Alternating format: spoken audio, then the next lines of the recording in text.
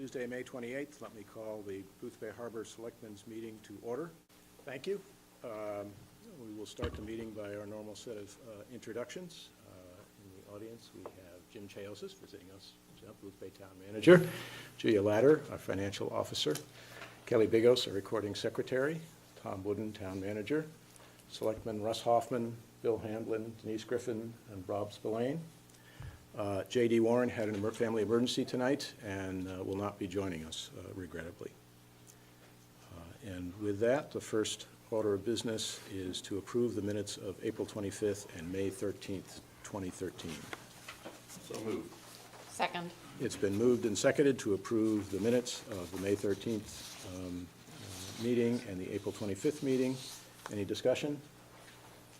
I just offered to Kelly on the way in that I think she did an awesome job with those minutes. I think I'm a decent note taker, but she blew me away.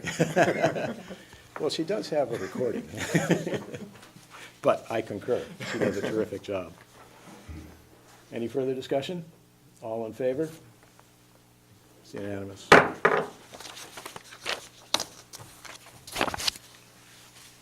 Next order of business is financial, and I'll turn the floor over to Julia. You have your expense and revenue sheet before you tonight. The total revenue year-to-date, $6,926,116.64. Total expenses, $6,611,006.78. Does anyone have any questions on the revenue or expense? And as of today, we've collected 96% of our taxes. We have sent out demand notices, so. Where do we typically end up? Roughly around 98%. About 98. We have a couple more weeks for those come due before the 30-day demand notices come due. We look like we're right on target with our expenses. Yep. Very good. Any questions? Well, it looks like the lines are where they're supposed to be. If the lines overlap, we're happy. That's right. Total bank balance, $2,723,081. And accounts payable is $83,409.27. And we've had most of the big hit items We have. in terms of bills. Any other comments? Thank you. That brings us to town manager announcements. I'll turn the floor over to Tom. Thank you, Bill. One of the things you have on this agenda is the fish pier status. As you probably know, the red building is no longer at the fish pier. Yay. And there's a giant hole in the deck at this point, which Skip Rideout is now moving into to put in pilings and to put in a cement deck as level as humanly possible. That deck is not totally level, but the flat deck concept.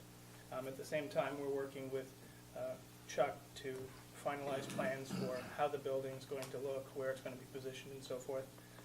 Jeff has gone forward with proceeding with getting the permitting going with that as well and sees no issues with that. Once we get the flat deck concept in, obviously there's going to have to be a delay in construction of that building because you don't want to do that during the summer months while the place is terribly busy. I think the next step you'll probably see is Eric Wood will come in at some point and start to dismantle the old freezer building, and we'll take down that cement slab there and make that as level as possible as well. Yeah. After that, we'll probably have some finalized building plans that we can put out to bid and start to put together the timing of that. So, and Chuck has also submitted estimates for coolers, and maybe Chuck, you could address this evening.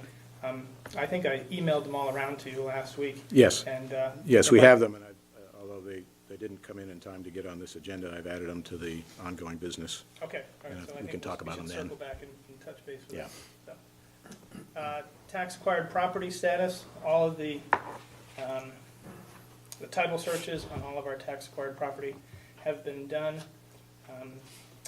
The attorney who's working on this, Rob Crawford, has asked me to hold up just temporarily because we have a couple of pieces of property that split both Boothbay and Boothbay Harbor in the High Ledge development, and he wants to consider how to proceed forward with that. We'll probably recommend doing some sort of mutual agreement between the towns and divvying up the proceeds. You guys have like 0.2 acres, right? Right. Yeah.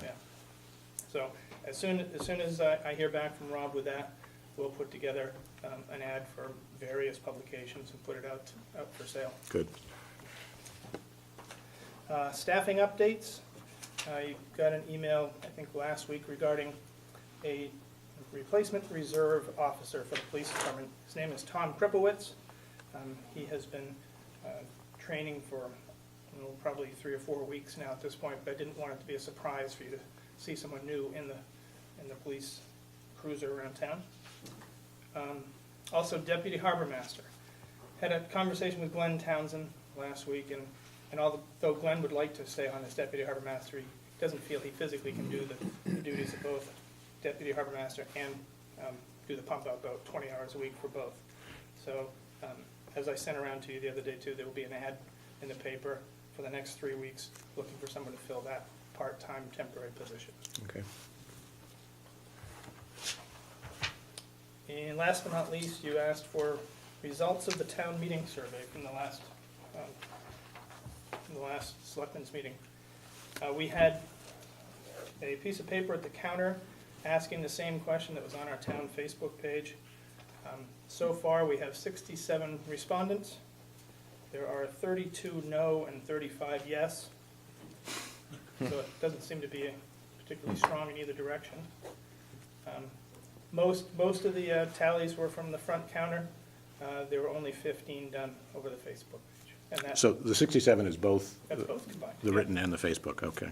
Yeah, and I don't know how much longer you want that out there, another few weeks? I would say another 2 weeks, and then we'll take what we've got. It doesn't sound like we're going to have an overwhelming mandate one way or the other, but No. Okay. if people care about it, vote. Right. Can you just remind us how the question was phrased? Thank you, Denise. I was, Yeah, it says, would you prefer the Boothbay Harbor annual town meeting time be changed from its current Saturday morning at 9 a.m. to a Monday evening at 7:30 p.m.? That's how it's worded. Okay. Perfect. That's all I have at the moment, Bill. Okay, thank you very much. Anybody have anything else for Tom? No? Normally at this time, we would go to the public hearings, but with the board's indulgence, I would suggest that we move to the Route 27 sidewalk so that Jim, who has trucked down here from the wilds of Boothbay, can get underway and we can learn from him. So if we're okay with that? Sounds good. Sure. Jim, you have the floor. Thank you for coming. Thank you, Chairman Hanlon, Board of Selectmen, and Tom for having me here. So I'm going to do a little bit of a song and dance, but honestly, my major goal to be here tonight is to fill in the gaps of information that I may possess to Boothbay Harbor about the sidewalk project.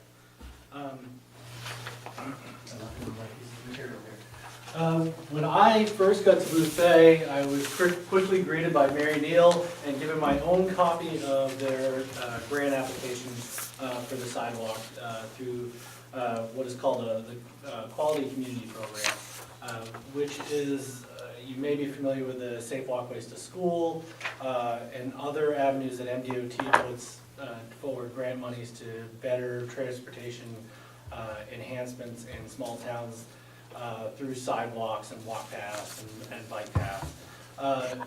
Ironically, the reason why we hit it off with Mary and I is because we've just done a similar project in Livermore Falls. We actually competed with Boothbay on the same grant, and we were successful as well, but Mary put forward a much better grant application than we did. And also, we picked up the second half of an older grant application to establish a bike and walking path.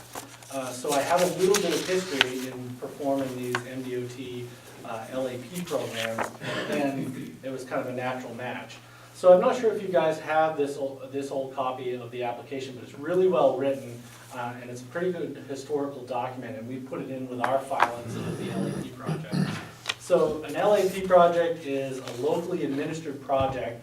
It's essentially a state DOT project that we do all the legwork for them so they can invest their monies a little bit better. I've done all the LAP training, so I'm a qualified administrator to perform this. And really, it comes down to just having a lot of time to invest in one of these projects, because the state puts lots of hurdles.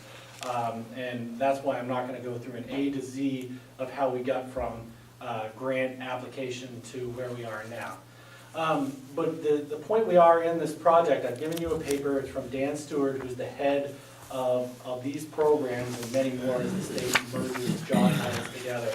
And this is a pretty exciting piece of paper, because it says we have been funded and put into the Maine DOT 2014-2015 capital work plan. If you go on to read further, it says we can pull away from this anytime we want, and that really funding for the state capital program is still underway, and we don't know what that looks like. Matter of fact, anybody that can predict state funding is doing a lot better than I am.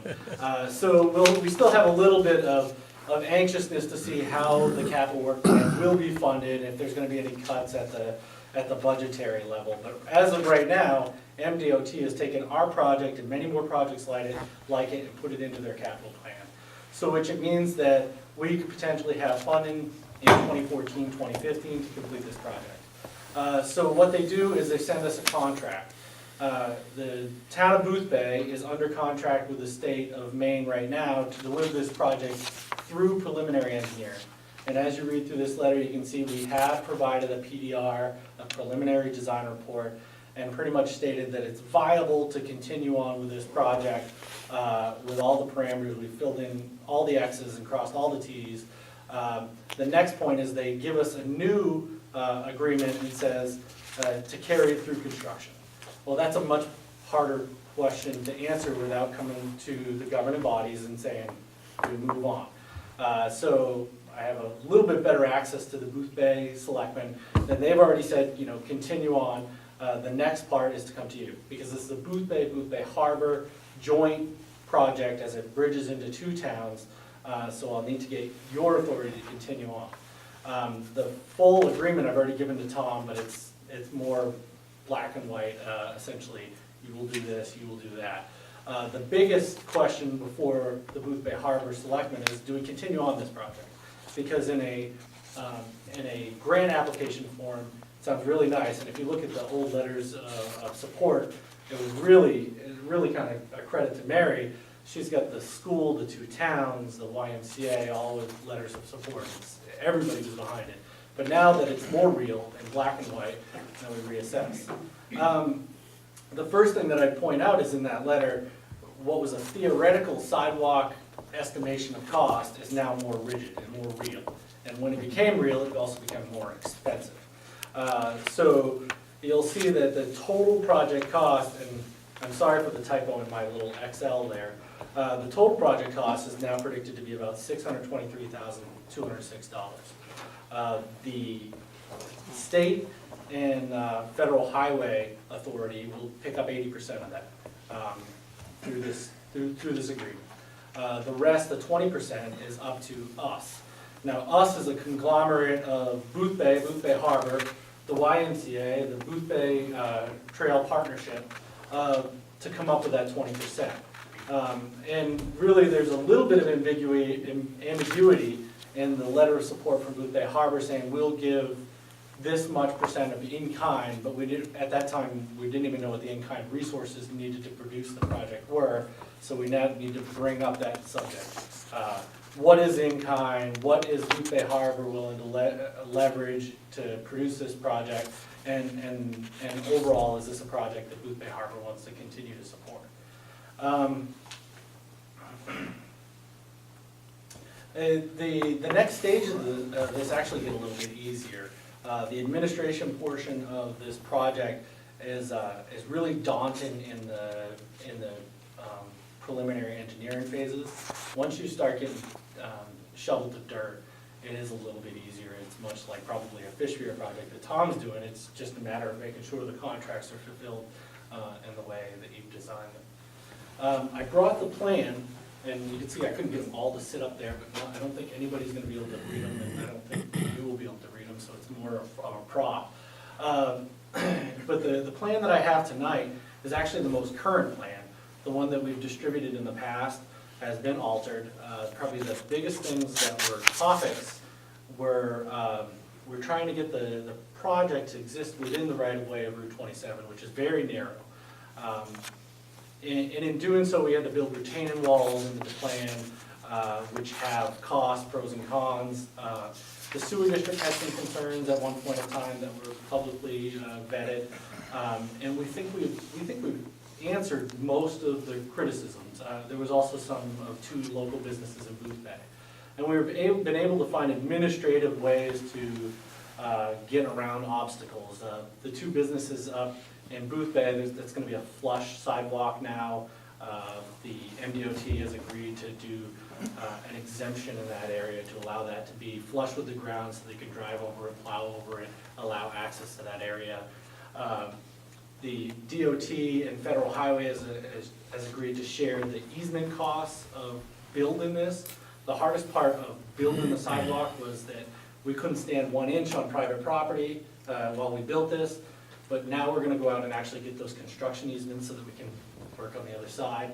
That's, by doing that, we're able to keep the entire project within the right-of-way and not build those retaining walls, essentially just have small grading easements.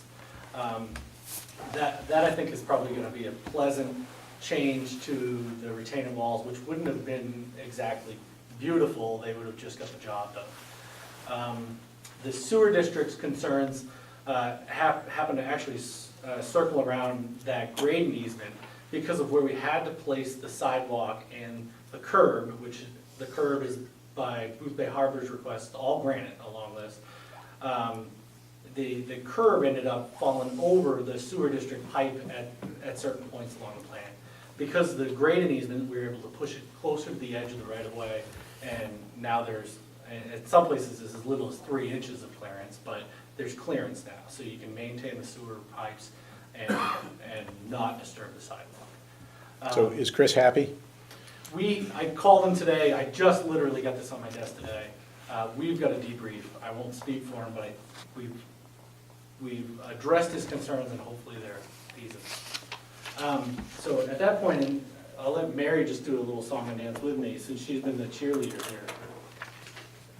Well, good to see everybody. I had some numbers, and as, you know, they're hot off, there's some change in the red numbers that you will see. And these figures are a little off. I was sitting there calculating. I tried to indicate what was off, but we're within the ballpark here. So the sidewalk project, and the second 2 pages are just the original 2 pages of the application that were made, so that refreshes your memory on what the commitment was in 2010. And we've moved all the way from 2010 to 2013. And the funding that we had requested was the $379,700, and that has been increased to $623,236. So the percentages go back to the original commitment that we made, and agreement, and then work off of that. So, you know, Jim has done a fabulous, I'm sorry, Jim's done a wonderful job for us as the local project administrator, and we've worked around a lot of the hurdles. I continue to have so many people and parents coming in and hoping that this gets continued while their kids are in high school, in the schools where they can use it. Both the superintendent of schools and the ED of the YMCA have committed again after we got the notification that we were likely to receive the funding, that they were excited about this for the health of their kids, so that the kids could walk. This will decrease the busing from the school and from the Y to go up to the Clifford Playground for the activities that they have there. Both organizations are committed to having the kids walk that, and I have parents ask all the time if it's going to get built so their kids can walk it. So primarily, this is a great gift for the future that we are able to do under the Quality Communities Project. To get all the way down to the bottom line, you can see that Boothbay Harbor, and this figure is off about $2 right now. And the red marks, sorry for the sloppily corrected copy you just received. Originally, the town and the selectmen, the board of selectmen, had committed to $15,995 as their in-kind match. You can see that the Y, the Boothbay and Boothbay Harbor Public Works labor committed to a percentage of in-kind match. It was the Boothbay Region Community Trail Project committed to the cash community fundraising match. That's not really spelled out in the MDOT letter. I don't know how that's for our LPA to work on how those things come about. But you can see the Boothbay Harbor piece was 15,999, which represented a 20.1% piece of that. So at the new project total of 62360, the 20% of that is 124,641, and so the piece would be 25,052. But that figure is off a couple of dollars there, and my quick correction on that. So I think that with the years of change that we've had with the continued cost and projects that have gone up, that's the consideration. Projecting to do this in 2015, 5 years after the original funding, and with the constraints that Jim went over, some of the project revisions that had to be done, not the granite, that's in there at cost. So I really think that it's still an incredible bargain that the communities have, can take advantage of to build this for the citizens of both communities, and a healthy ending piece. And the bike ped study survey, the committee that met this past year, it rose up as that group's #1 suggestion on their list of 18s to improve our whole walkability and health for biking and pedestrian access in the community. And so it appeared there. So thank you for your consideration. Happy to answer any questions. I have one there. Being on the budget committee, if we're going to commit some financial support to this other than just in kind, is that something that would go through the next budget cycle and would be in the next fiscal year, I assume? Jim can answer about Jim can come the closest to saying what MDOT is going to expect for these figures that we have. Yes, I would think if they want to see some commitment, but if it's going to be in the budget cycle and the request, then yes, we're anticipating that this will be funded in 2014, built in 2015, which gives you a budget cycle period to look at that increase of, at this point, it's an increase of $9,000. $9,000. yeah. So over what was committed in 2010. Okay, great, thanks. So we have time. Yeah. I is the think answer, so. yeah. To be competitive in these projects, because the best projects go in front, and as DOT runs out of money, the worst projects just don't get funded. And then they get in a holding pattern for, however long it takes to find money, and the outlook on finding money is not good. So having the local match is important to DOT. The town of Boothbay strategy here is we just don't envision any funding in this fiscal year at all. So we're going to leverage that we have funding within our public works department, but we don't plan on using it. And then next year, when we get into the budget process, then we'll request it. We're in the same boat, I assume, if we decide to go ahead. Yep. Sorry, I was just going to ask almost an accounting question. Yes. The YMCA and the Community Trails Partnership, how do you feel about those two commitments? I've talked with Andy Hamlet, who is the YMCA, and he is aware, of the increased figure on that and all. And the Community Trails Partnership has met.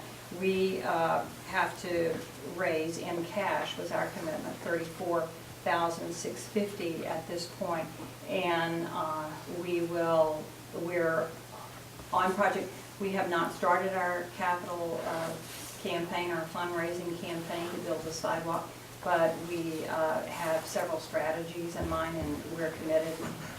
I'll be continuing, and all the people in that group are. And in addition, Andy knows that figure and is committed. There's some questions about in-kind work they've done and what they will do with the remainder of their parking lot, because his was 760 feet of sidewalk, which represented just the upgrade of that to the standards, of which he's done the portion from the Y to to the community. No, I was just more interested in if the whole partnership, if everybody had kind of said, well, we understand. Oh, the partnership and the Y are both very Sure. committed and excited and Sure. feel, you know, Okay. excited that the state has selected it and it looks like funding's gonna come through. Thank you, Mary. Can you just refresh my head on, maybe you could point out some landmarks? Certainly. It's going from where to where again? Yeah, and you're right, it's really difficult, and I expect it to be really difficult for everybody to understand the scope of the project. But essentially, the beginning of the project is at the end of the existing sidewalk at the YMCA school area. Yeah. And it's gonna go north along Route 27, all the way to the Boothbay Town office. It's gonna cross the road at that existing cross, curl around the town office to pick up across Quarry Lane, a sidewalk down to the Clifford playground. Comes out to be about a mile worth of, or just under a mile worth of sidewalk. It's this red. You're the only one that hadn't received that. If I had received this just a day or so earlier, I would have had a copy, and probably a minimized copy for you guys to look at. We got it at the 11th hour, so we'll make sure you guys get a copy. Another thing that I think is important for process, and local law doesn't really dictate, is that we'll probably go to our individual planning boards. I'll represent the project and get some buy-in from the planning boards, because that's our historically known process for vetting your comments and concerns about projects as they're built in Boothbay Harbor. So we'll still go through that, even though it's not necessary. But that's gonna point out the small things that may not be on our radar, like, gee, that curb is right next to my bush that I plant there every year. So we'll be able to vet those issues out. And then another one. Am I right in understanding that the in-kind notation means that this is, it says Boothbay Harbor Public Works labor, so this is not a cash outlay specifically from the towns? Right. It's a really good question, one that I don't, it's gonna be up to you guys to figure out, what did you mean by that in-kind? What in-kind resources are gonna be valuable to pull off the project? The project administrator with which is me, and our conduit through MDOT can figure out whether we can use some in-kind services and materials to offset the total cost of the project. I have a pretty good track record with that. In the Livermore Falls project, we came in 20% under budget by leveraging in-kind and trying to figure out the value of that. Now, until we get closer to actually having a project to bid out, which this has to go through a competitive bid process because it's technically federal highway money, we won't really know, can we replace town resources with what would have been private resources in this area and that area, but we'll find them. And if we're resourceful, we can come up with $15,000 worth of in-kind. But it's gonna probably take a pretty good relationship between this board and the manager and me and that board, and trying to figure out what we can leverage. My recollection, Russ, when we went through this a year ago, a little bit more than a year ago, is we were thinking of basically Jody and his equipment, and he is a past master at bringing the most out of a dollar on projects. But I think we also realized it wasn't unlikely to be entirely in kind, and we would need to come up with some amount of cash, and I think that question is kind of still, as you say, is kind of still in front of us as to what the I agree, exactly I works think it's out. likely to be 50/50 or Yeah. something like that. Yeah. I don't know, it's, really, you're looking just for commitment. We wanna know if we push ahead on the Yeah. project, and essentially if we get to more obstacles that we need to pause, we can pause. The agreement is written in a fashion that allows both parties, which we're a conglomerate party, to kind of figure out obstacles along the way. And the DOT is really good, they wanna see these projects get finished. Sure. We actually had some discussion of this project during budget meetings this year, and that not revised, it brought up again the $16,000 that we had already committed to. And I think while we didn't discuss the final number because it wasn't known at that time, I think we all recognized that the number would increase. I still have kind of a little bit of a pipe dream that maybe we can pull this off as a local project, you know. Boothbay Harbor building it together. But it might be, it's Route 27. It might be one of those things where like, we'd rather not have the headache. Let's have a local contractor worry about traffic navigation and stuff like that. And then last one, I promise. Nope. Is there anything, have any estimates been made of ownership cost? Have you estimated maintenance, or you mentioned plowing, or anything like that? Have you- Right, this will, like all other sidewalks on a state corridor, Yeah. essentially becomes the capital cost of the town. Right. And we all know that once upon a time, lots of sidewalks were built, and how do we replace them? Funding is hard to find. So yes, you're right, one of the big questions you have to ask yourself, are we interested in the long-term ownership of this sidewalk? Because to the town boundary, it will be yours. I don't envision the state ever providing any money for capital improvement to it. But it is also gonna be built to a level that you can be satisfied, you're gonna get your 20 to 30 years out of it. A matter of fact, we would not sacrifice on quality on a lot of the things that we've been discussing, like the granite curbing. We thought we may have to consider it, but we haven't. And you know, additions of sidewalks, Boothbay doesn't have a lot of sidewalks, Boothbay Harbor does. You look at a lot of towns that have shared transportation corridors, we might be able to figure out a way to maintain it because it's in the best interest of both towns. I would say that's a good idea, personally. Jim, any sense about how stable this cost number is? I'm just gonna say, based on experience, that it's inflated. It's an engineering cost proposal. Okay. And that's based, usually when the engineers are coming up with their costs, they're basing on past project awards, which those past project awards are, you know, they're in a day where the project costs were a little bit higher. I'd say the competitiveness for project costs have driven the market down. I believe we'll be able to come in well under budget, but until we actually get into breaking ground, I won't know. Okay. And then we're responsible for we are responsible for 20% of the project cost. We prepare for 20% of the engineering cost, but realistically, the way it works is we spend out and DOT reimburses. So they're just gonna give us 80% of what we pay. Jim, I have a question. Last fall, when Jody and I came up to the town office and met with you and looked at some of the plans at that point, we had a concern about water runoff. Right. And the more you pave, the more water you're gonna send downstream. Well, the meadow floods pretty easily, it's only this much above sea level. So at that point, we talked about having a hydrologist do some sort of analysis of how much more water is gonna get to the meadow, how much quicker, and what the impact downstream was gonna be. Has any of that gone forward? Our engineer Sebago Technics, that has been doing this, has a hydrologist on staff. And they've already provided some evidence to NDOT that it's not gonna worsen the problem.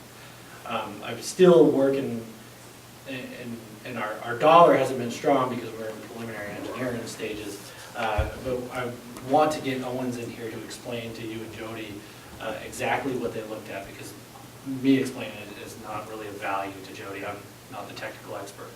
But essentially, in conversations that we've had with MDOT, this project will not worsen the water runoff in that area, but it won't make it better either. Yeah, I know that. Essentially, it will get the water off the street faster, because now instead of into ditches, it's gonna go into catch basins through culvert. But we all know that the problem is about where the water's going from in the culvert, and they just. Yeah, faster is not necessarily better. Right. So this won't make that project any better, but it will not worsen it. And that's one of the obstacles that we have to get through when we're approving this to federal highway, is that we're not making a bigger problem. And we've passed their tests so far. So without empirical evidence and Owen standing beside me, that's the best explanation I can give. As soon as you do get that, can you pass it on? Absolutely. Yeah, I think that's an important meeting to have.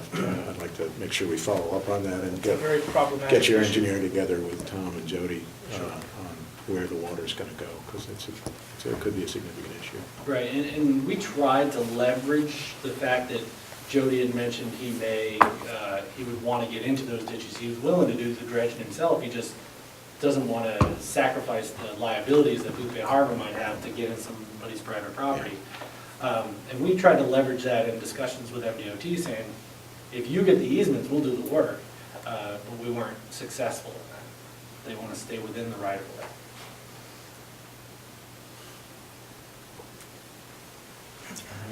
Well, I think it's an important project, and I think going forward, anytime we want to leverage state and federal funds, we're going to have to assume that the town puts forward 20%. Now, in this project, it's towns and other groups, but I think this is a highly necessary project, and it was actually on my list of goals for this year that we were going to talk about later. Wow, you could have a goal and write it off.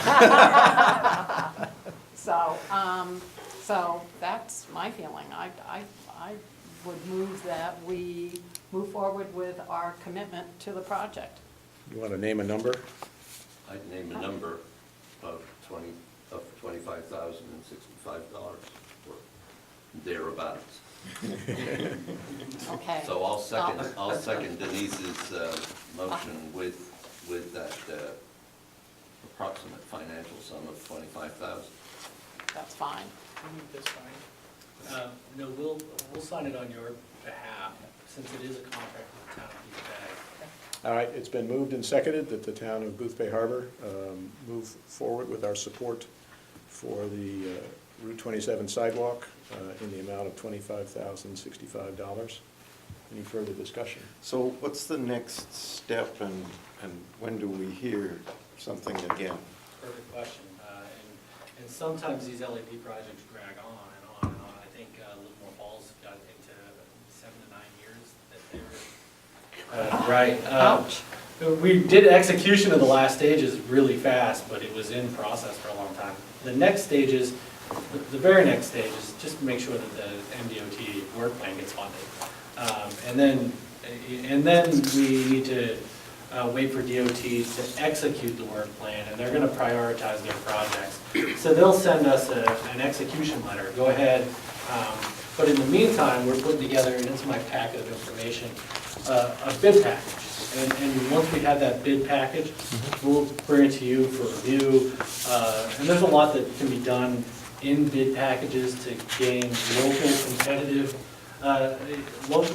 control. I mean, essentially, we want local companies to be able to bid on this project. And that's when you do the finer details. But as soon as they give us a go-ahead, we put out the bid project through the MDOT bid site. I'm not sure if you guys have ever been on that. And then local contractors will then bid on the process. We'll put together, usually it's the selectmen that will make a decision on the contract award, but I can envision this as probably being a mishmash of both selectmen and some appointed authority to make a decision on who gets the contract. But that's it. It's a very intimate relationship with MDOT on go ahead to the next step, go ahead to the next step, go ahead to the next step. The fact that we've already committed $16,000 in kind or cash, and we have another budget cycle yet ahead, that we can actually find a way to fund it. And also, I think it's good for local business. You make a good point, local contractors. So I think it's a good thing to do, and I'll continue to support the motion. Any other discussion? All those in favor? Motion carries. Make sure you get a copy of this. Okay, thanks, Jim. Thank you very much. Jim, thanks so much. Am I allowed to ask a question pertaining to this? Can it wait till the public forum? Jim's going to hang around. I'll stick with it. Thanks. We will get there fairly soon. We have, public hearings is next on the agenda. We have 6 vitulers licenses. They are all renewals. It is for the Lobster Dock, Dutton's Doghouse, Pier 1, Not Gray's, A Place Like Home, and Carousel Music Theater. And these are a combination of Class H and Class D vitulers license. I would entertain a motion to take these as a group. Second. It's been moved and seconded to take these as a group. Any discussion? Seeing none, all in favor? I would entertain a motion to approve these. I did vote in favor. Yes. Yes, so now I'll make the motion that we approve them. Second. It's been moved and seconded that we approve these. Any further discussion? Seeing none, all in favor? These are approved. We have one application for special amusement license from Carousel Music Theater. This is also a renewal. Class A unamplified vocal or instrumental music. I motion we approve. Second. It's been moved and seconded that we approve this license application. Any discussion? Seeing none, all in favor? The license is approved. And last but not least, we have two renewals for coin-operated amusement licenses for Not Gray's and Pier 1 Pizza. Move we approve. Second. I heard a motion that we approve both of these and seconded. Together, yes. Is there any discussion? Seeing none, all in favor? They are approved. That concludes our public hearings on licenses, and we now move to the first public forum. I recognize Frank. Frank Bassett, Boothbay Harbor. My question is a general one. If does the property owner have the ability, the abutting property owner have the ability to grant an easement if they should so choose, if they result in a Not only would that be delightful, that would count as any kind of, whenever you grant an easement, that's actually financial debt. And so that can be looked at and determined. That would be quite a gift if you have someone that wants to do that along with you. Right, okay, good. As long as it doesn't interfere with the takings clauses that are dictated by statute. So if the takings process is underway, then somebody can't convince them to then gift an easement to the town. So, Oh, that's it. so you can't strong arm somebody into giving an easement. That's the design. I don't think so. I know you do. Thank you. You're welcome. Yes, sir. Jim Mattel, Boothbay Harbor Yacht Club. Was our liquor license up for discussion this evening? The town manager has disappeared. Did we not do that? I- We didn't do it last Didn't we week? do that last, I think we did. I think we did that last week. 2 weeks ago? We did that 2 weeks ago, Yeah. pretty sure. If we check the minutes. No? I thought it was tonight. The question was the yacht club liquor license It's right approved? here, right here, but that's what these are. Apparently you didn't get the notice. Oh, Okay, Oh. right here. the answer is no, but we can do it. Yeah, oh, see? I was One of the most important. I didn't, saying, I didn't think we had done Welch House. no, Yeah. I thought we did it last time. I didn't see these. Should I I have? gathered that, that's why I. I move we take these two liquor licenses together. I'll second that. It's been moved and seconded to take these two renewals, the Welch House and the Boothbay Harbor Yacht Club, together. Any further discussion? Seeing Can I ask a none? question? Of course. Not relative to these, but to this process. What is the timing of someone applying for these approvals? I mean, does it have to be, It's annually, and it needs to be publicized in the newspaper for 2 weeks, 2 cycles ahead of time. Without objection. And they are public hearings, and people can come and speak to them. And just so you know. So 2 weeks. Yeah, all of the without liquor objection, yeah. licenses expire May 31st, so they have to all be done by the end of May for the victualers licenses. okay, Okay? okay, yep. Any further discussion? Seeing none. All in favor? They are approved. Thank you. Thank you for raising the question. Yeah. We'll now return to the first public forum. Anybody else? Mike? Mike Tomko, Boothbay Harbor. I'd like to let you know that on last Wednesday, the 22nd, the entire planning board went to Wyndham and attended MMA training. We had 5 members all in attendance. We ended up spending 8 hours together that day because of the time to drive to Wyndham and back. It was a terrific class. It spurred a lot of conversations between the board members, and now we're going to be looking at our agenda in terms of doing some type of workshops and planning, looking at the existing codes and where do we go from here. So I believe it was time well spent. I'd like to thank the board and the town for the paying of the fees and use of the town car. We all felt it was time well spent. Those courses are generally very beneficial, and I'm delighted to hear that everyone attended. I tell you, one other thing that's a benefit that I don't think the other members start to appreciate until they go to one is that the access that they have to the Maine Municipal Association and the ability for them to call the legal department and to ask questions. I think that takes a burden off of the board and the town by using that as a resource. So Yeah. that was well earned. I might suggest they should follow those requests through you, the chairman. Of course. And just for your information, there was an appeals board meeting that was held this evening at 6 o'clock, and just the thumbnail sketch was that the appeals board approved the application for AT&T to go ahead with cell tower placement on top of the water tower. Thank you. Great, thanks. Jim? In the spirit of two birds, one stone, I was going to get on your agenda eventually you probably get some correspondence from MMA, and you just heard from the chairman of the planning board how valuable MMA services are to the Boothbay Harbor.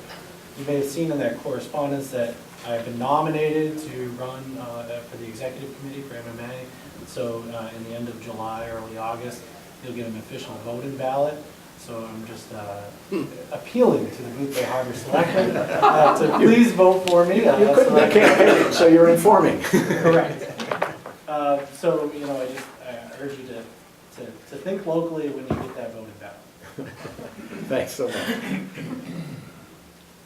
much. Anyone else in public forum? This is going to seem very strange. Margaret Parrott, Boothbay Harbor. When I lived in Virginia, I worked with the governor's ombudsman for tourism service and visitor services. And every time there was an issue with public restrooms, they would say, Margaret, would you please write a letter to such and such a board or to the governor about the Johns in the rest stops. So I got to be the person that spoke for that. Strangely enough, I was in a shop over the weekend, and the shop owner said to me, you know how things work around here. Would you please find out why our public restrooms weren't open this weekend? So I said I would bring it up. They weren't open. And the shop owner was very much concerned. I think some were. I mean, correct me if I'm wrong, Tom. Actually, the only one that wasn't was Sewell Maddox's, because Yeah, when we went to open it a week and a half early, there was a broken part. So that part is on back order, and as soon as it comes in, we will. Do you have any idea when that's going to be open? Well, when I talked with Jody about it a couple of days ago, he said it'll probably be about a week or something. So So it'll be open before Windjammers, right? it'll be open as soon as we get that part. Could it not be open by Windjammers? Well, it's supposed to be here long before that. Okay, good. So the others were open. And actually, there was an employee in that particular store that knew the day before. The owner called the next day, very upset. Many of the people in that area had been informed by Public Works. Why that one person didn't know, I don't know. But as soon as that came to my attention, signs went up on it explaining why. I'm hoping that I don't get the name of the bathroom I think person. you've set yourself out there as the I bathroom may person. I have, think it's I too may late, have. I'll Margaret. give you the keys. Wow! Parents pretty. Don't even go there. Thank you very much. I felt it was my civic responsibility to bring that up. I had a couple of things, if it's all right. Two of them are letters that we received thanking us for actions that we've taken, and I would just briefly want to bring those to the attention of the rest of the board and to the public. We received a letter from the Boothbay Region Historical Society thanking us for our action to go ahead and fund their nonprofit organization for the $2,000 that got lost in the shuffle prior to town meeting. And she said she was thrilled to learn about the selectmen's decision to fund our request through our means. And so she wrote this nice letter thanking us for that. And then we have another letter from the Boothbay Harbor Memorial Library. As you know, last Saturday was the annual plant sale, and Saturday it poured, and at the 11th hour, Tom and Nick Upham, the fire chief, allowed the library the use of the bays in the fire department, and it was just a wonderful solution, and they are very, very thankful for that. In fact, Sue Mello wrote a letter that says, faced with a dismal forecast, we called Fire Chief Nick Upham and Town Manager Tom Wooden on Thursday morning and asked to use the Boothbay Harbor Fire Truck Garage for our sale. Despite the short notice, the immediate response from both men was sure. Nick was at the town office early Friday moving the fire trucks to make room for us. He returned Saturday morning to open the doors, and then back again Saturday afternoon to return the firehouse to order. It rained out. Instead of raining out our disaster, the annual fundraiser was a well-attended success. They're grateful for the use of the town's building, and particularly grateful for the kindness and graciousness of the town manager and the fire chief. So, thank you.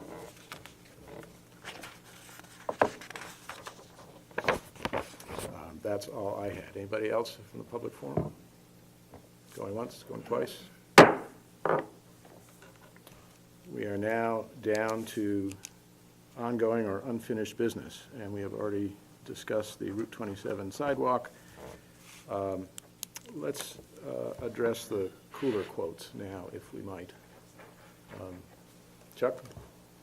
You should have the 3 quotes that I decided to bring forward and follow up with. There was a 4th that was so far out of the ballpark it was not worth giving them to follow up on.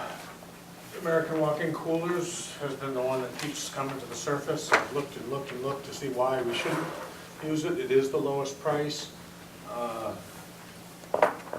They adjusted the compressor sizes when questioned. I think that's the one we should go with. Is there an advantage to having 2 5-horsepower condensers rather than 1 7.5-horsepower condenser in the other bid? Redundancy. Do you get some reliability and redundancy out of that? I wasn't sure. It boiled down to I think they originally had a single compressor, and the refrigeration guy that we had review these proposals questioned that. The overall horsepower on the unit he questioned, and when their engineer looked at it again, he came back with virtually very similar horsepower ratings and multiple compressors, the same as the other. I couldn't find in the American Walk-In Cooler a BTU rating. Is it commensurate with the other 2 bids? I don't know. Okay. I think it's basically horsepower. But they're bidding to your specs of cool down and ambient temperature and volume. They were all based on the same proposal, putting a truckload of bait in there at a temperature of 55 degrees and trying to bring it down to 35 degrees. Russ, you brought up the question of a performance warranty last or 2 weeks ago. Right. No, it's based on their sizing refrigeration based on those parameters. I don't know what that wasn't something anybody was willing to do. It wasn't so much a warranty as just what was the spec, whether your spec stated a number of compressors, or was it more a performance spec? It was more of a performance. You just answered that. We'd be putting 40,000 pounds of bait in there at any given time, and we might be doing it consecutive days in a row, and being able to cool that from in the some temperature. amount of time. Right. Question, Bob? No, Is there- I read all of them. Engineer? Yeah, I kind of like the American Walk-In Cooler provided a reasonable job, 10-ton, basically, 10-ton system, horsepower per ton. So I kind of liked it. I thought it was the best written, and it seemed that they seem to have been consistent. They've quoted before, and they seem to be consistent in their quote. Yeah. Chuck, I have a question. On page 3, there's 3 options. I assume the warranty is definitely one. But there's also a curtain for an entrance door and a heavy-duty vapor-proof light fixture. Are those things you need as well, or are those just? Not the light fixture, but the 3 strip curtains and the extended 4-year compressor warranty, and that's $240 per compressor. There are 3 compressors. And I think on the cover sheet I sent with it for the cooler comparisons, I included that in, Right. Okay. in the total amount, those items. Yeah, we definitely want the extended warranty. Yeah. The way this process would work is that the town would basically sign this proposal, the sales agreement. At that point, they do final drawings for approval, final specifications. And once those are signed off on, then they look for a deposit, 50% deposit.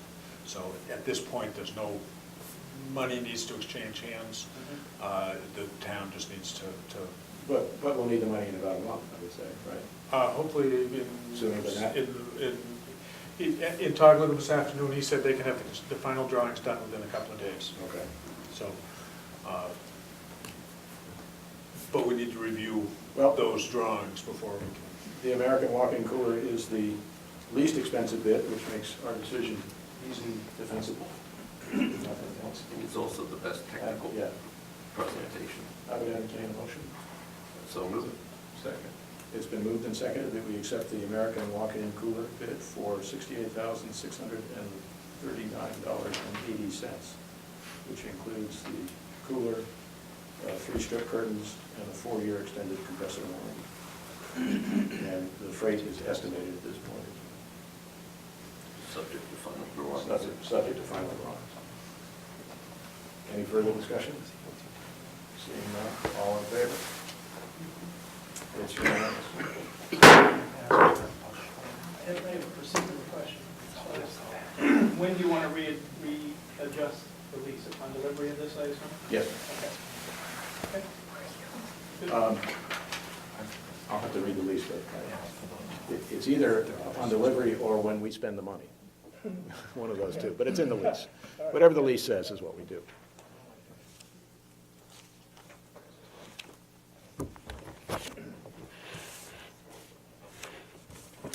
The next item that I have under unfinished or ongoing business is the ambulance discussion that we started at our last meeting and agreed to table until this meeting. We have a motion on the table, or we have a motion that has been tabled, rather, which we can bring off the table if we so wish. The fundamental concept raised by Palmer Payne at the last meeting is that now that we're underway in this fiscal year, we simply should not drop the issue of the ambulance budgeting, but take the time to look at what those costs are, and is there any way to mitigate those costs in the future by a review panel or a group to work with the ambulance folks to see what is the best thing once we begin to get away from the total uncertainty that we have at this point in time. Is that fair? Yes, I think that's well stated. And if I might, since I think I tabled a motion. Yes. I'm in a position to remove it from the table. So I'd like to remove it from the table without a second and let it die. Okay. And I make a motion accordingly. It's been moved. I just need a second to pull that motion. Second. It's moved and seconded now. All right. Any discussion? Any discussion? All in favor? Thank you. All right. So that motion is Dead. gone. Gone. It's gone. I've thought about it, and I think that, I think it's only fair to say what my reasoning was in pulling that motion at this point. I think there are better ways to do the same thing. And I think that if you or I, as an example, were to meet with an ambulance company or a number of ambulance companies. I certainly am not adequately educated into the ways of emergency medicine to make a good judgment. And I think that it's important that if such a, and I think it's important that we do go forward and look at alternatives Yes. or ways to reduce cost. And it may be that the regional ambulance service might be a good deal. However, they are in the same boat as we are. They really don't know where they're going. We don't know where they're going. But there are people on this peninsula who can help us with that. And I would think that we might want to, at some appropriate point, meet with the medical authorities here on the peninsula and discover what they would like to see from an ambulance service so that they may be able to give us some recommendations. So I'm thinking that we could go right back to people that are responsible for emergency medicine, who are right now Miles and Lincoln County Healthcare, Maine Health, and any other organization here or within a radius as far as Portland, to gain some insight as to what is proper. It became patently clear to me through the budget process that there were people with far more expertise. Some of them in this room. So I think that before and until we ask a responsible party to advise, I don't think that I'm in a position to say this would be a good idea or a bad idea. Let's get some, maybe perhaps it's proper to get a committee together of several people and go and do this work. I'd be happy to do that. I would like to build on that idea because I agree with you in essence. I also should inform the rest of the board, I had a very brief email exchange with Robbie Ham just this afternoon, indicating to him that I'm sure he had read the newspaper article that we had this in front of us on the table. And he responded that he would thought the makeup of a review committee, if it could build on the budget committees of the towns involved, he thought that was appropriate use of manpower. And I agree with that. In fact, I tried to suggest that last meeting. I think Denise, you were on the budget committee, you were intimately involved. Mary, you were on the budget committee and intimately involved with a lot of this. And I think there is a nucleus there, and similarly, the budget committees from Boothbay ought to be involved, and from Southport ought to be involved as well. I would also suggest that it is, in my mind, a little premature to march out and try and do this in the next few months. There are so many things that are changing that if we wait 3 or 4 months, we'll begin to get some real data on what's going on, and I think that would be the time to engage. And I think there's still plenty of time, if we wait 3 months, to impact what the next year's staffing and cycle and allocation of manpower and how they operate and all of that stuff that's going to come to the fore. So that's an argument that I think for waiting a few months. And the other reason that I would put on the table for waiting a few months is that there is in existence a group at Lincoln County Healthcare who is concerned with emergency medicine, and right now working with BRAS about concepts for community health care and providing additional services. And I would like to let that progress for a while and see what comes out of it. I agree. And there may be some, as you point out, we're not the technical experts, and I don't want to become a technical expert. But there is a group of technical experts already thinking about some of these issues, and I'd like to let that process proceed without, frankly, mucking it up for a while. Now, if it stalls out, if it looks like not much is happening, then we can re-engage, but I think we've got some time to do that. So I would suggest that we ultimately do form a committee, that it be based on or draw from the budget committees from the 3 towns, but that we put that final decision off, pick a time frame, 2 months, 3 months, something like that. I agree. I think that's good. Yeah, I don't mind waiting a little bit, but I think there's some other work that we need to do as our own board. Was on my list of goals for the year, and I wrote it down as define our ambulance service expectations for our town. So if I go back and, Russ, for your sake, if I go back and kind of summarize some of the discussion that I recall we had in the budget committee, and Mary, you can pipe in if I leave something important out, but I recall that some of our concerns centered around really not knowing what, and not having defined what our need was in terms of service. I'm very concerned that we're paying close to $200,000 and we don't have a contract, or we don't have an MOU, a memorandum of understanding. I think at the minimum we need that. Because this is, $200,000 is, to me, looking like a whole department, or close to what a department costs for this town. So, this is not small potatoes anymore. This is important work and a big budget item. So I think we need to understand really what we need, so that we're getting what we need, but we don't need to be paying for something more or other than what we need. So I think we need to have some talks about that. We may want to hold some workshop sessions or something. Sure. If other people want to come, great, but I know that Mary had done a lot of work on it, and I think one of the other issues that came up that was concerning to me, and this may have been resolved, because now we're 2 or 3 months down the road since we had those discussions, but I think there was some concern around the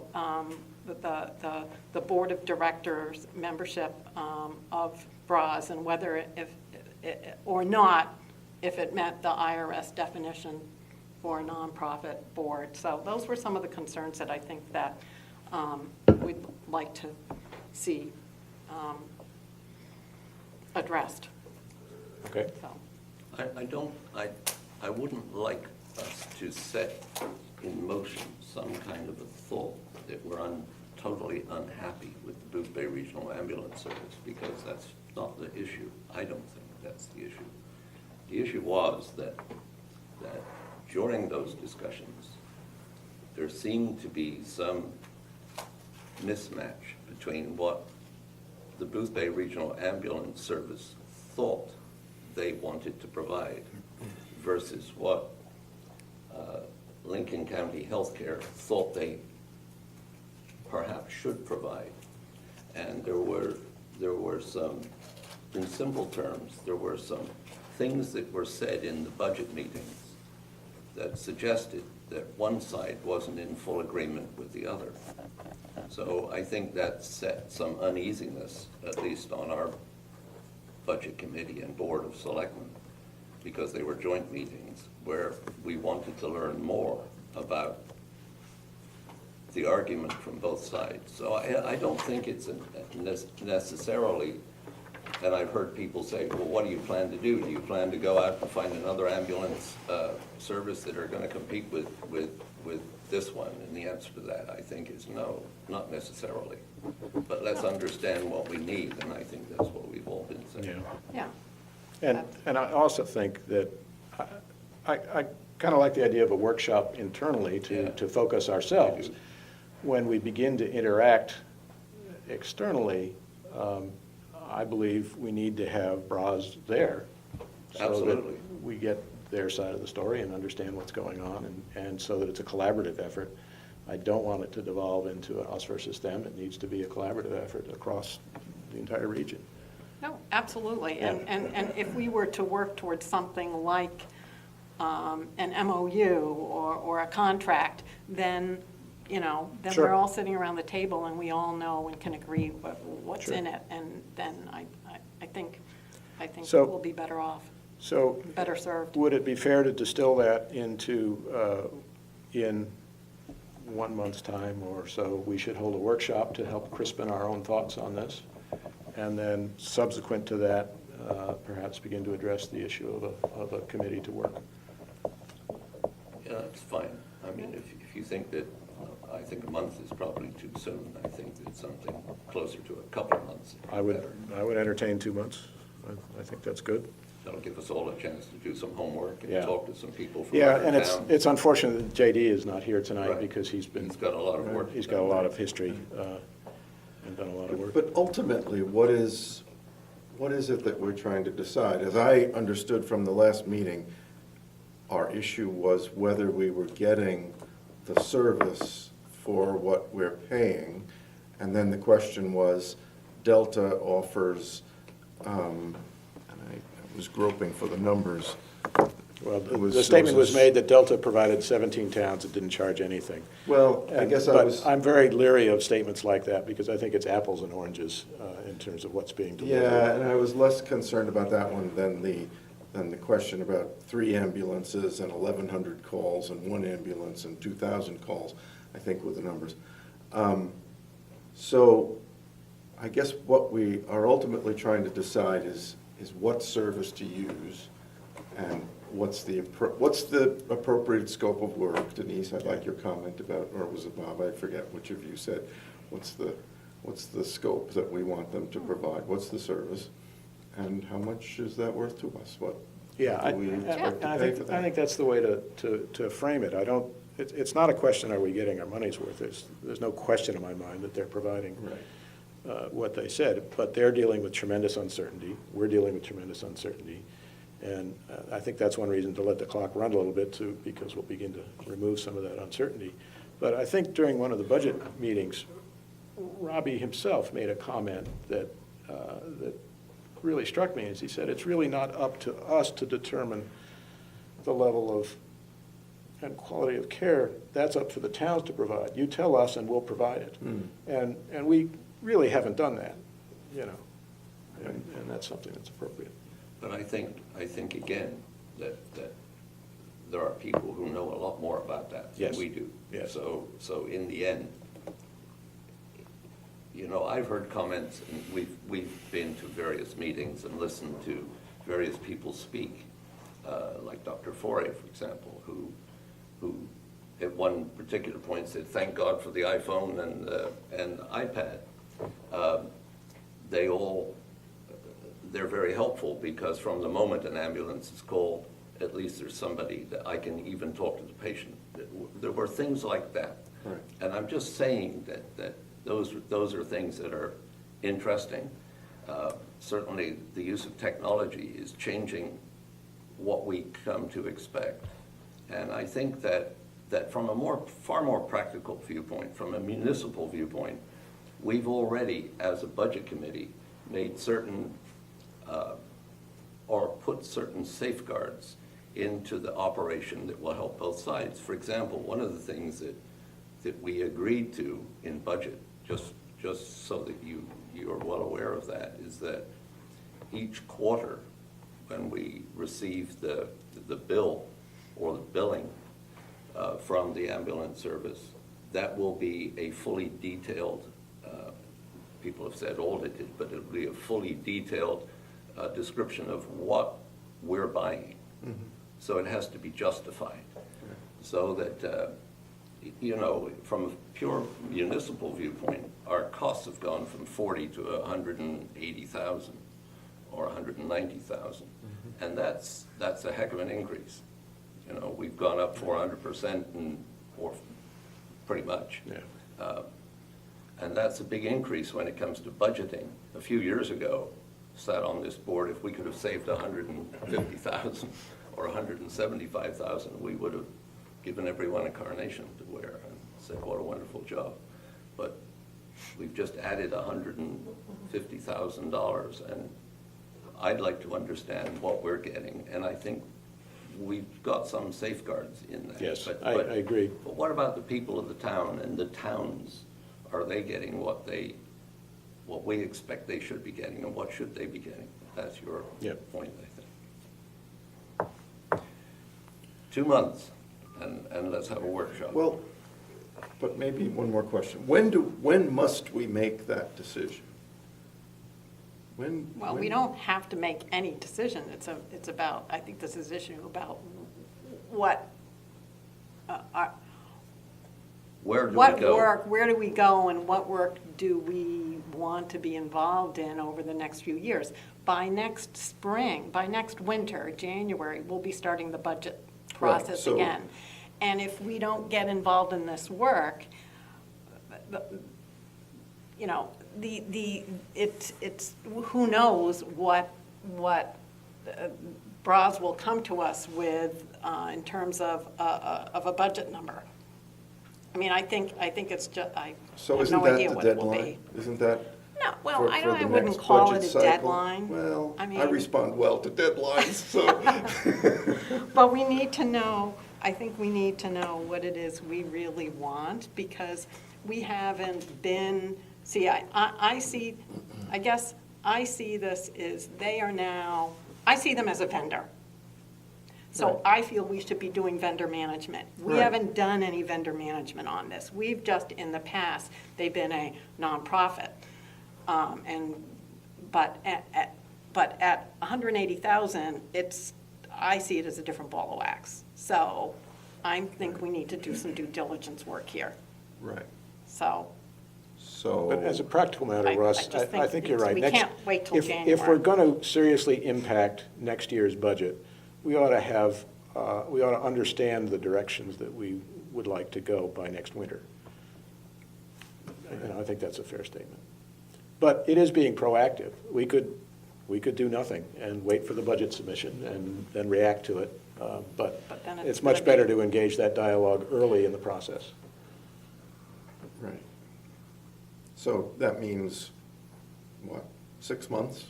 Is that when the budget yeah, Yeah, planning starts? yeah. yeah. So we should It know has what to be we're done by doing March. Yeah. within the next 6 months. or That so. angst starts to build around the end of December. Right, there Yeah. you go, And exactly, that's what I was you thinking. know that Tom Wooden is going to be coming out with the big Excel spreadsheet. Okay. And we're all going to Good. start working on that. And there are always a few people who don't get their requests in by January 1st, and then we have to listen to Palmer say, well, if they didn't get the budget request in, they shouldn't be sitting around the table. Palmer, I hope you're looking at this broadcast. They will be.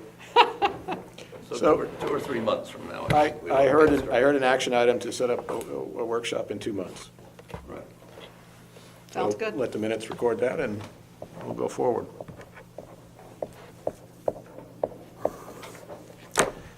That brings us to new business, and the first item under the new business is the fee schedule, which we need to adopt each year.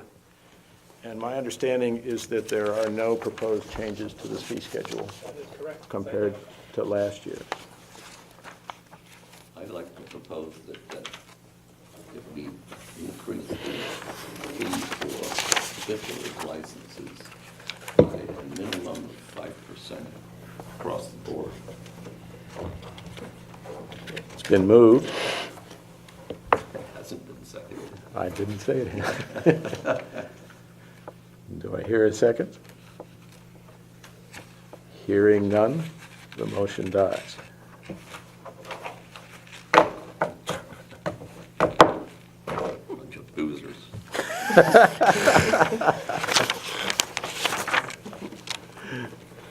Maybe I should have raised the percentage, yeah.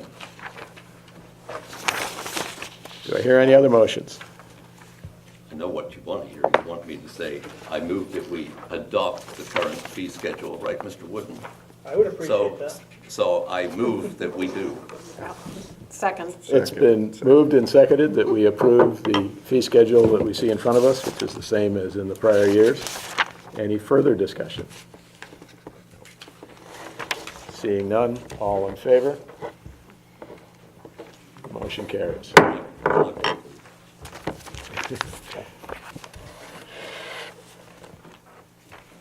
That brings us to Selectmen priorities. This is a task that we have done each of the last few years, and we have asked each of the selectmen to go and think about what they would like to accomplish over the next 12 months, and to present a list, and perhaps a prioritized list, of what they think the key issues for the town should be, and what we should be working on over the next 12 months. So who would like to go first? I could go first. All right, Russ? The new guy can go first. We'll put the new guy. I thought about this a fair bit, and I thought about really 9 different categories of actions that, 9 different areas in which we could work and set goals. And not all of them got ideas for projects or priorities, but those 9 were disaster recovery and relief, economic development, this is my alphabetical order list, economic development, education, environment, health, health care, overseers of the poor, which I noted as being our title, Selectmen and Overseers of the Poor. I was particularly struck by on the ballot. Recreation and veterans.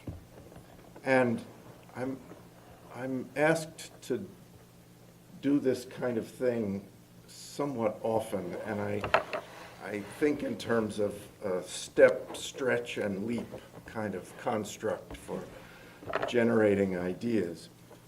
And I thought about our mission as matching resources, matching what we have to the needs of the town. So in thinking about what we have, I think some of the things that we have here in Boothbay Harbor are a community that looks out for and cares for one another, a tremendous sense of community. And we lived in another coastal Maine town for 20 years, and it was a very spread out geographic situation, and there was no sense of community at all. And I really kind of embrace what we have here in terms of a sense of community. We have a lot of very intelligent, energetic, retired people in town. And I think those people are willing to share their gifts, and they might be willing to continue to do so. We certainly have a vibrant fishing community. We have varied shops, restaurants, and inns here in town. We have a beautiful harbor. And I went online and looked at our industries and found that 10% of our population are involved in construction. So we have a significant construction industry as well. And what do we need to work on the sort of flip side of that? I was somewhat shocked to find that 28% of our kids live at or below the poverty level. And for the group of teenagers between sort of 14 and 16, that rises to what I thought was an astounding 50 or more percent, where just to compare apples and apples, that 28% compares to 17 for the entire state. And then there are some other statistics which we don't need to. So anyway, I think as far as priority ideas, I put economic development at the top. And what exactly to do, I don't really know, but I thought that the more we could create year-round reasons for Boothbay Harbor as a destination, the that would get to the part of the heart of the matter. A lot of us like the quiet winters, and I am one. But at the same time, if we talk about increasing our economic activity, that might be one thing we could do. And one thought that I had there is that starting at about Fisherman's Festival, there's a significant event in town every month until we get to about September or October. If we could continue that through the year and identify a weekend or some event that might get at that issue that I'm trying to capture.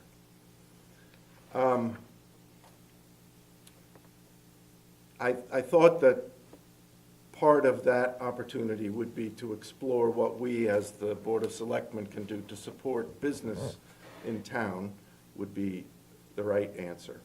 And I thought about improving accessibility, that improving public access to the waterfront could be one issue. And again, I don't know how we do a lot of these things, but setting them out as goals is sort of a first step for me. Improving public parking availability is another one. And yeah, those might be things we could take on. But then sort of feeling that a rising tide doesn't always float all boats, this question of poverty got my attention as well. So if the first one was economic development, the second one is some sort of jobs matching, what I call the jobs matching program, that we understand the needs and understand the employment opportunities and offer some way to match them with people that are looking for opportunities. And, you know, various organizations around town are addressing that. We have a community navigator that does some of that sort of work. But maybe there's more there. So that's the second. The third I called health. And there I think I'm building on the Mr. Tomko's walkability initiative, as well as what's done at the Y, where people are walking across the country. I think I haven't been there in a while to see how that works, but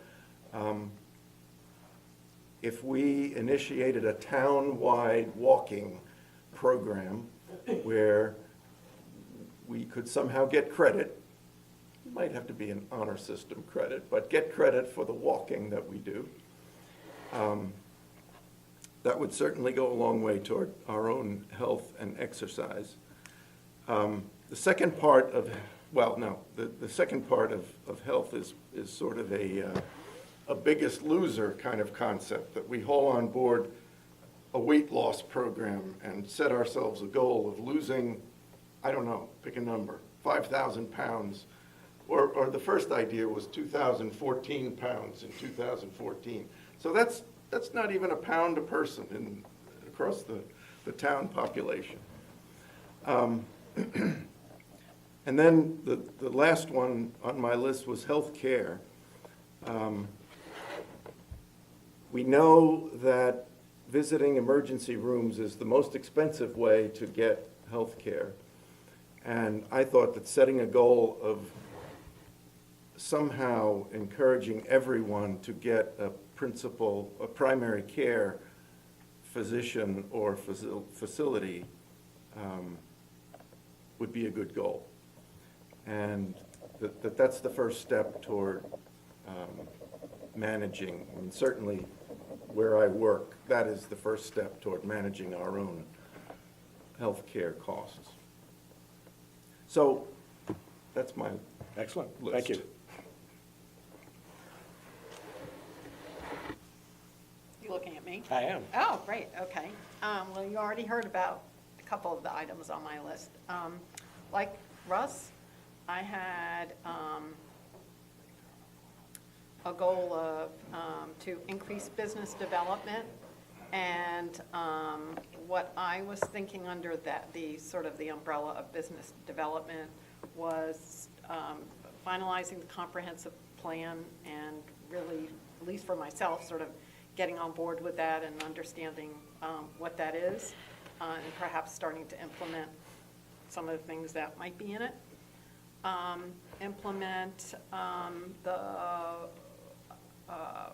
Participate in and implement the walkability study. So I love the public water access idea, Russ. I think that's great. And I think I'd like to have us start discussions about starting a planning department here in town. What could that look like?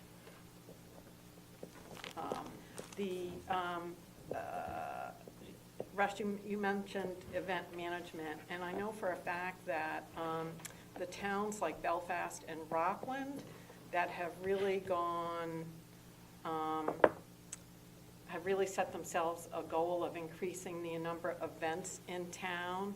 I think both have some type of town planner, and the towns that have planners are much more successful in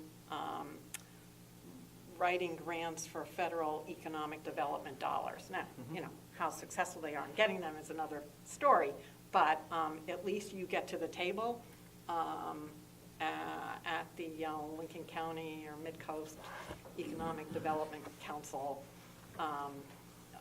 If you have a well thought out and well analyzed and properly articulated grant proposal. So I think not being one to, I hate leaving money on the table. So you know, we couldn't really even think about doing this 5 or 6 years ago, but we're in really good shape right now. So I think we can now sort of begin to really focus our energies around this whole planning and business development process. It means that we need to, you know, bring other people into the mix and do a little collaboration, I think, with other business owners in town and the chamber and whatever. But I think there are some opportunities there. So that was one of my big areas. Excellent. You're looking at me? Well, I thought I'm getting everybody a turn. Well, Before I go on to my last item on my list. go for it. No, you go. Well, I think that what's interesting is that I've been a selectman now for 6 years. I think I'm starting my 7th year as a selectman. And I don't want to write anything down. I don't also find the time to do a lot of things other than be a good selectman, or I try and be a good selectman. And what do I see for me? One, I put up my right hand and offered to swear an oath of office, as we all did. And in that oath, it tells us what we are to do, basically, as selectmen. And I like this book that we all have. This is the code for the town of Boothbay Harbor. And I quoted it on many occasions over the last 6 years, but I'll quote the administration, the Board of Selectmen's duties. The administration of all fiscal and municipal affairs of Boothbay Harbor, except as otherwise herein provided, with particular reference to the town manager plan, which is the plan of government that we subscribe to, shall be vested in the Board of Selectmen. So we have responsibilities as people to represent those people that elected us. We are the elected officials. We are not the people that typically say, this is what we're going to do in this town. People come to us and say, we'd like to do this, and we would like your help. And that's basically what our job is. The Board of Selectmen shall exercise its powers in the manner herein provided, and shall also serve as the overseers of the poor. We do that. We bring cases before certain people. Generally, there's privacy involved in this. We select members of boards. Mike Tomko runs the planning department. I'm not going to try and be the planning department. Mike Tomko is the planning department. He doesn't create plans per se. People bring him plans. The members of the Board of Selectmen shall constitute the municipal officers of the town of Boothbay Harbor for all purposes required by law, and except as otherwise herein provided, and shall have the powers and authority given to the board and perform all the duties required of municipal officers of towns under the laws of the state. Members of the Board of Selectmen shall be elected at large by the qualified voters of the town of Boothbay Harbor for a term of 3 years. At the first meeting following the annual town meeting, the Board of Selectmen shall elect a chair and a vice chair. The board is to be the custodian of land and property. The Board of Selectmen shall have the legal custody of all town and public properties, buildings, and lands. And for compensation, you get next door to nothing. It doesn't say it in those terms. I am interested in the people that I represent in reducing taxes wherever possible by reducing the expenses wherever possible, and to maintain a budget. So I'm interested in the fiscal responsibility. I'm interested in people's problems. And there certainly are a lot of them. And by the time you get involved in things like the fish pier and the public access to the water, the various other projects that will crop up every year, there's very little time to, in my opinion, to set aside specific projects and goals that say, take that to Bob, he'll do that. Bob does a fair bit of that as it is. So my goal is to maintain those duties and requirements that the people elected me to do, not to be a proactive person and say, I recommend to you that we do this, or I'm going to set up this, and you're going to, by the way, help me do it. That's not the way it works. It's the other way around. You come to me, us, and say, this is what we want to do. And we are the judicial branch of government. We are the judges of what's good and what's bad to take back to the people and say, we've judged this and we don't think it's good. And you can disagree with us, but that's our best. That's what we do, and that's what I do, and that's what I'll continue to do. Thank you, Bob.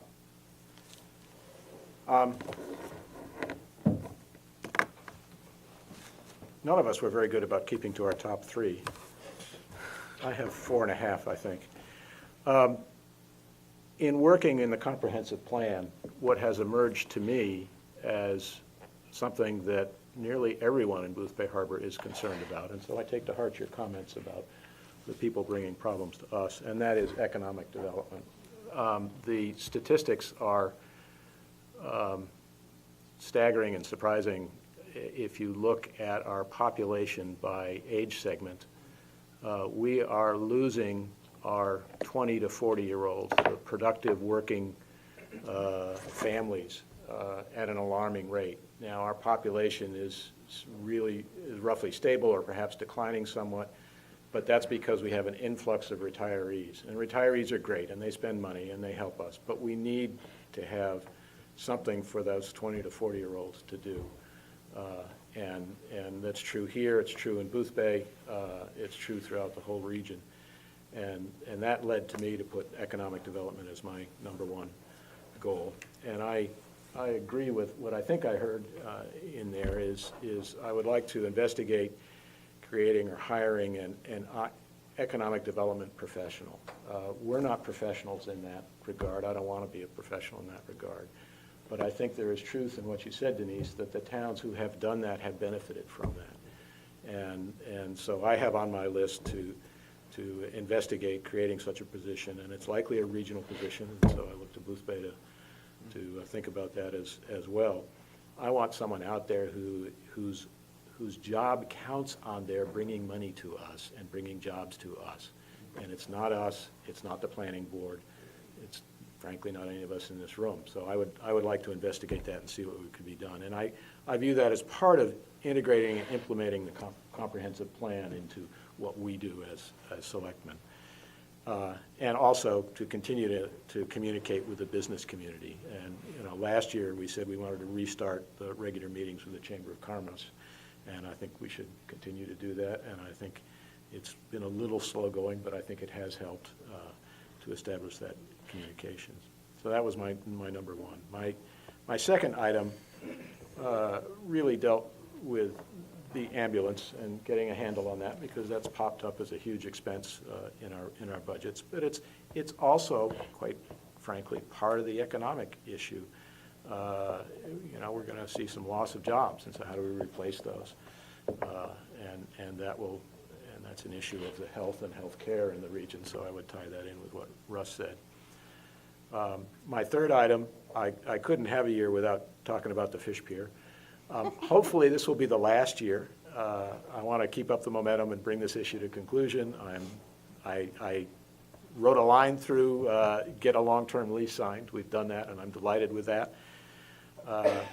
But we need to make sure that executed plan gets executed, that we agreed upon. And it's also an opportunity to look at the public water access. With better signage down there, with less congestion down there, I think that can be a much, much more welcoming place. And if we do it right, it won't interfere with the businesses on the fish pier. It won't interfere with Atlantic Edge or with Chuck's business. But it will give people a place where they can go and look at the water and see and touch the water. And I think that would be a good thing for our tourism. I think it'd be a good thing for the town. And having a tenant there is the best thing for our fishermen. So I continue to have that on my list. My fourth thing was to continue to improve the level of professionalism in our town administration. I think we've made some good strides there. I think there are some more things we can do. I think there are opportunities to improve our customer relations in dealing with the boards and so forth.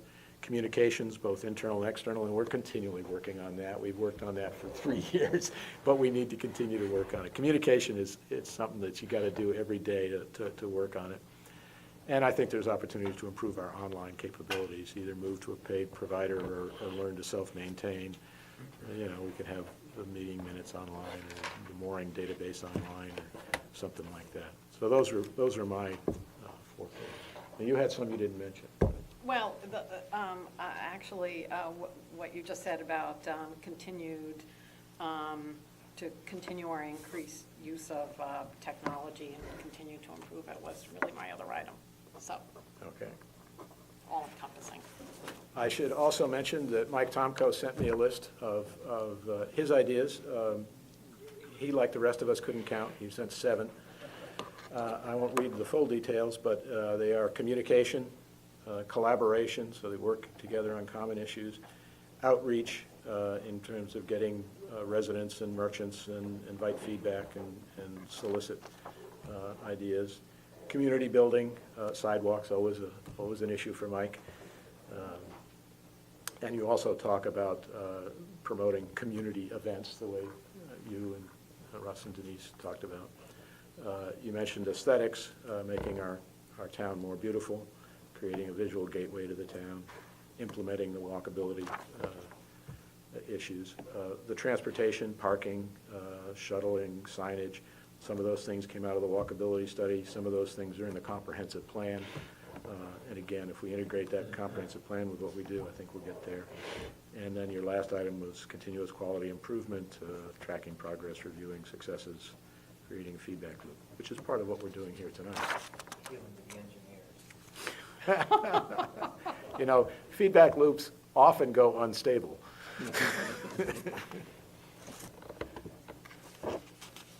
So maybe we should circle back around this list at the next meeting when JD is here? Yes, we should get JD's input as well. Okay. That'd be great. All right. Good list. It is a good list. It's a daunting list. That brings us to the second public forum.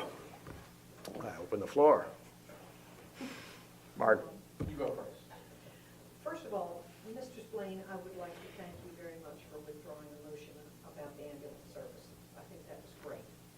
I would respectfully suggest that we have 4 months left of business as usual.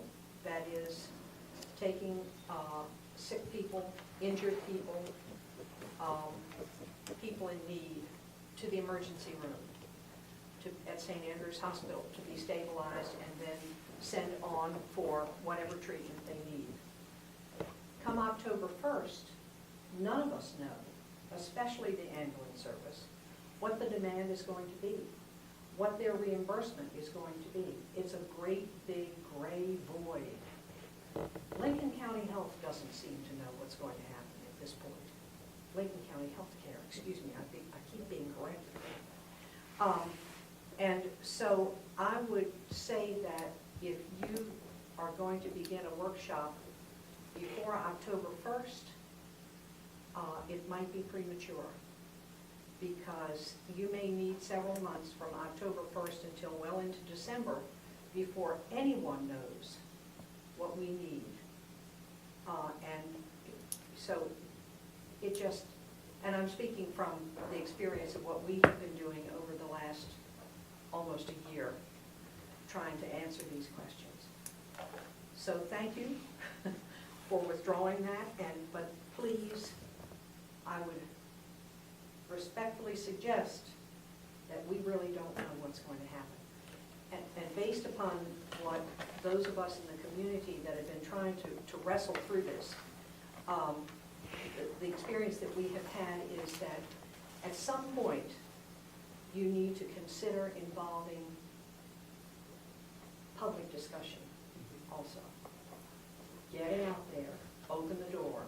As Janet Mills says, let some sunshine in, because that's the only way that this sort of thing is going to succeed. And as you well know, all of our meetings by law are public. Yeah, I know, but I mean, if you go into, Yeah. well, also, yes, but even at committee meeting would be Yeah. public. Yes, the workshop would be a Yes, public meeting.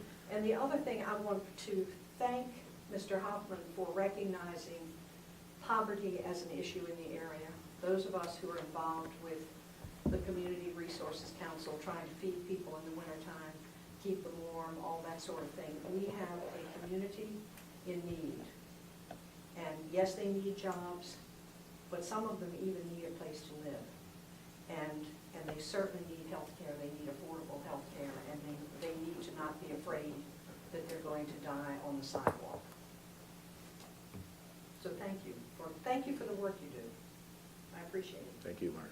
I think, thank you for thanking me, but I also would like to put in a plug for the regional food pantry. Yes. That is a very important thing. And right now, there was an article last week in the Boothbay Register which suggested that the food pantry are now cutting back on what they can provide. My wife worked as the treasurer of the food pantry for a number of years, and I know how hard it is. But if you can, through your churches and through various places, public places to drop at the Congregational Church, do what you can to help the food pantry. It's a very needed thing in our community. I like the suggestion that if you have a garden, that you plant an extra row That's- for the food pantry. Sure. I deliver food every week there for our church, and I'm always amazed at the need, the number of people that are there. Thank you, Mrs. Chair. Frank? Yeah, Frank Fessett, Boothbay Harbor Region resident. And much of this is spurred by you guys and what your plans and wants and hopes are for the future. And I think it's great. It's very, I feel energized by it. Hopefully we can pull it off. And Mr. Griffin, you were talking about a planner. And I think that's a great idea. And you're right, all these towns that are really rocking and rolling do have a planner. And you said we need to pull in business people, and we need to pull in people in town that are willing to help with things, and a planner helps do that. But we also need to be open to pulling in other towns, and specifically the one that we've got right next door. I work in a business that has customers in both towns, and we planned a very large event the last 2 years with the Brewers Festival and brought over 1,000 new people into town. And we had businesses from Boothbay Harbor, businesses from Boothbay, the town of Boothbay, fire department provided parking, taxi cabs provided free shuttles and worked off tips. It was a huge collaboration that we had, and we were able to pull everybody in, so it does work when we get everybody organized.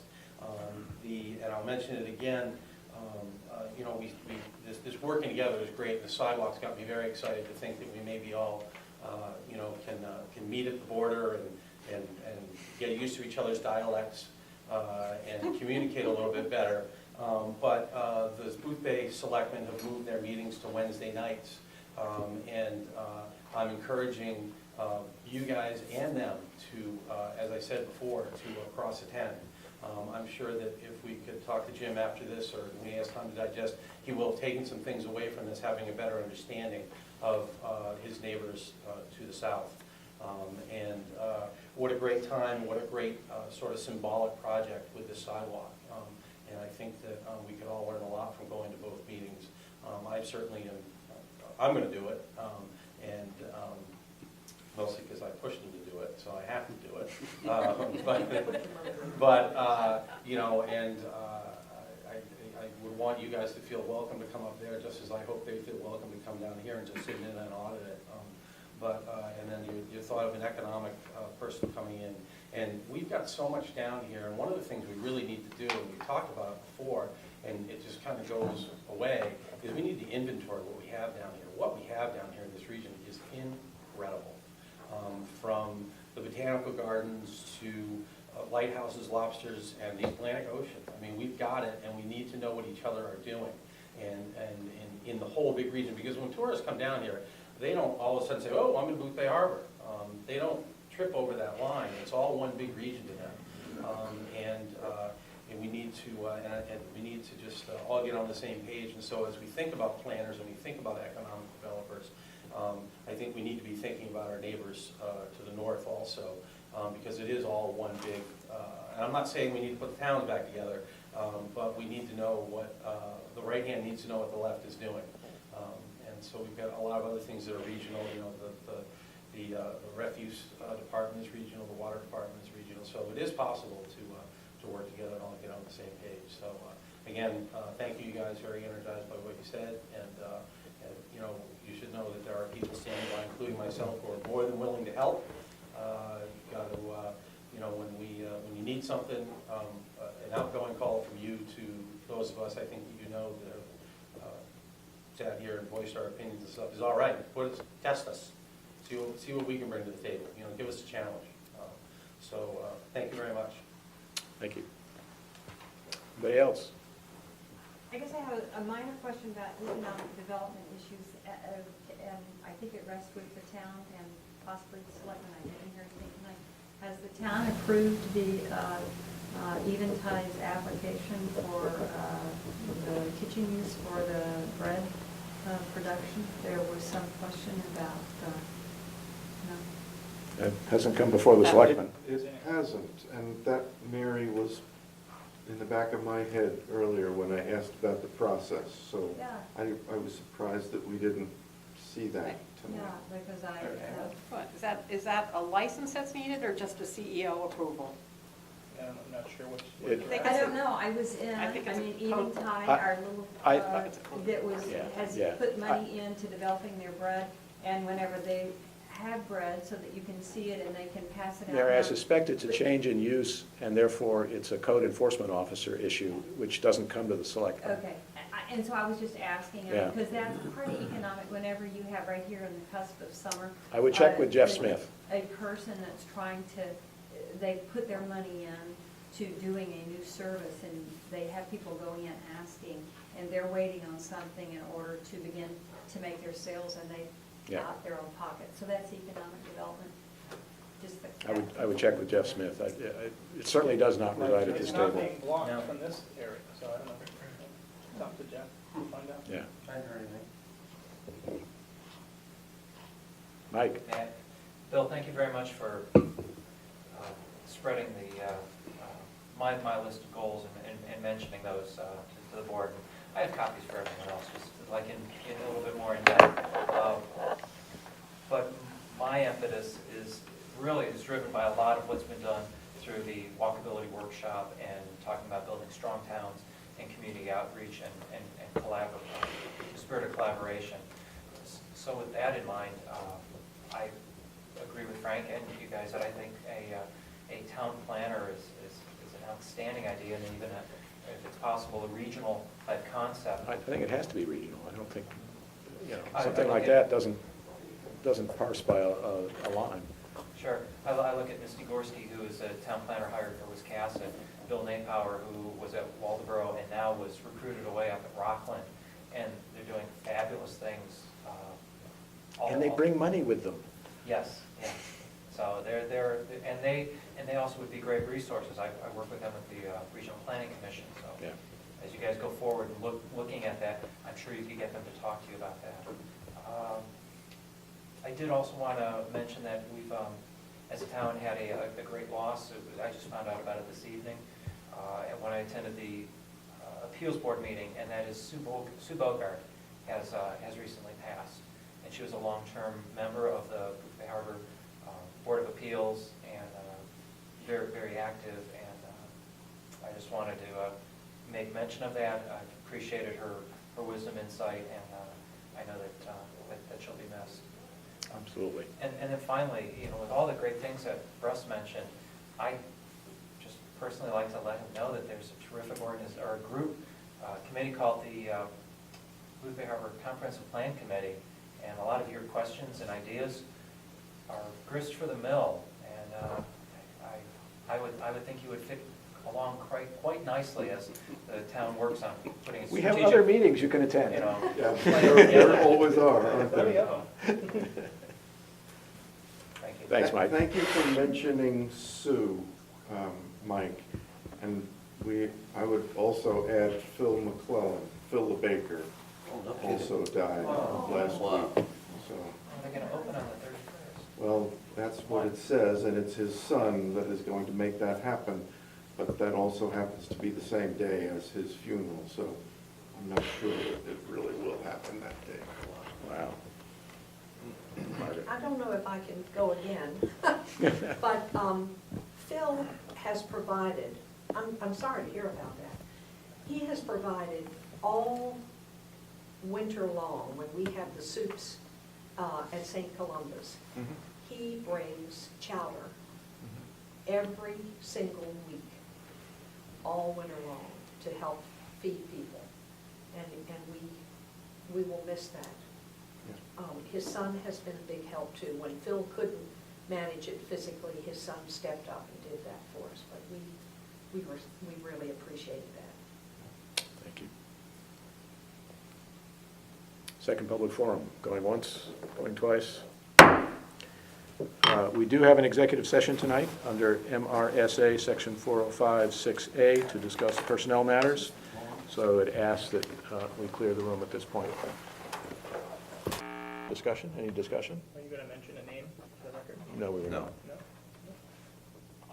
Seeing none, all in favor? Motion carries.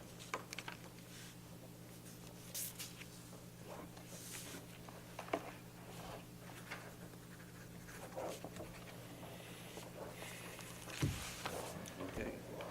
I move we approve the warrants upon review. Second. It's been moved and seconded that we approve the warrants upon review. Any discussion? Seeing none? Move we adjourn. Motion carries. There has been a motion to adjourn. Do I hear a second?